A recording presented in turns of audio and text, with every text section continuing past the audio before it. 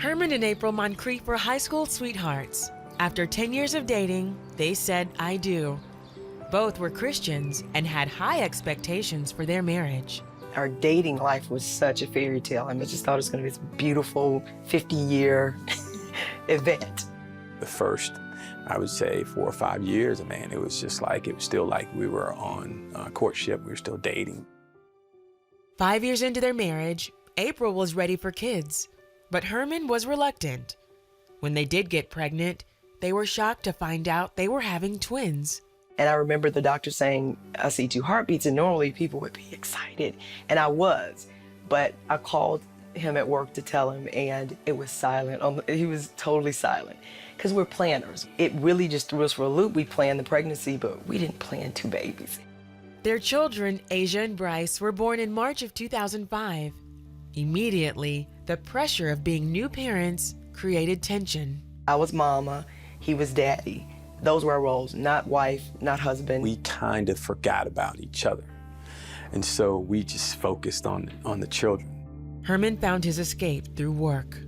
Usually if things are not going right, or if I just want to get away, you know, there was always something to do. So I just go to work. You know, so I'd work Saturdays, I'd work Sunday afternoons.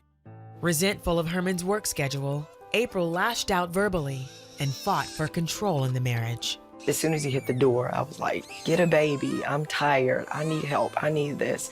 I wouldn't let him rest, he couldn't relax. So our household at that time was really just, it was like walking on eggshells for both of us. We were not talking or we were bickering. I mean, it was like those two extremes, and that was really it. I think at a certain point, I became one of these guys that's just really numb, right? So whatever you say, it didn't matter. Most times I wasn't even listening. April repeatedly threatened Herman with divorce.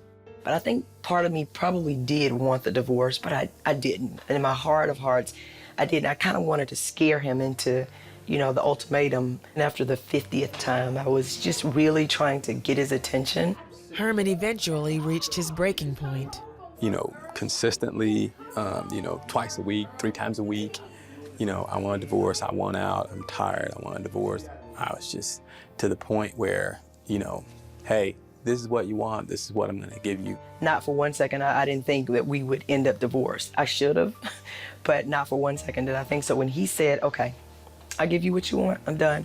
You know, the pride in me was like, fine, but inside I was screaming like, no, I don't want this. I didn't take the time to, you know, to really pray about it. I didn't take the time to, you know, consult God and understand, you know, what's his role in this whole situation. And I was just like, nope, I'm not doing any counseling, I'm not talking to anybody, I'm just signing.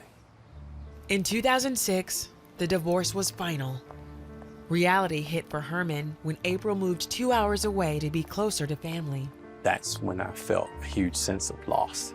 When you're basically in a place of solitude and you've got a lot of time to think, you know, a lot of late nights, and I mean, there's no one around but you. I mean, you have a lot of time to think. I mean, you had a lot of time to pray, and you get a level of clarity. I think that's unmatched. I remember specifically stuffing covers or sheets underneath their door, and because I would go into my room and cry so loud. I cried in that house probably for the first month. Herman drove to see the children almost every weekend, and during his visits, Herman and April spent time alone again. The kids were away. I knew they were safe. They were with my parents.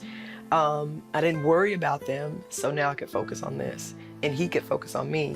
And so we started to kind of rekindle the magic that was gone when the babies came out. I don't think I ever stopped loving her, I'm saying.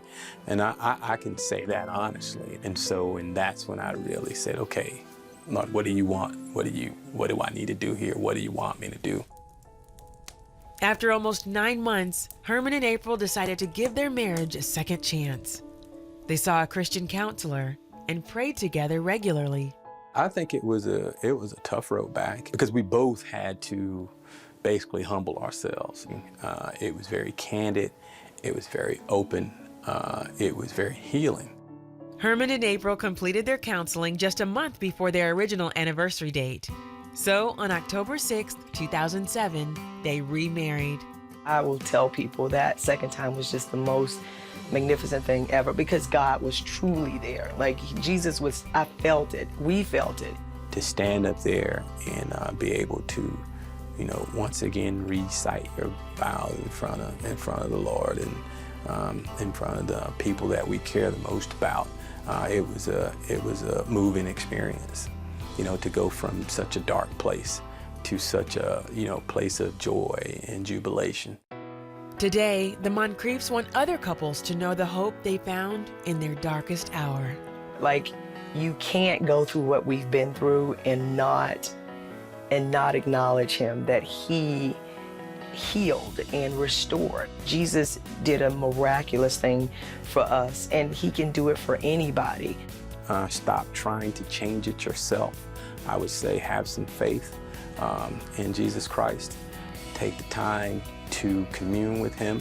Take the time to, commune together in Christ with your mate and pray without ceasing. And he will move it, he will change it. I mean, if you believe and you have faith, he will.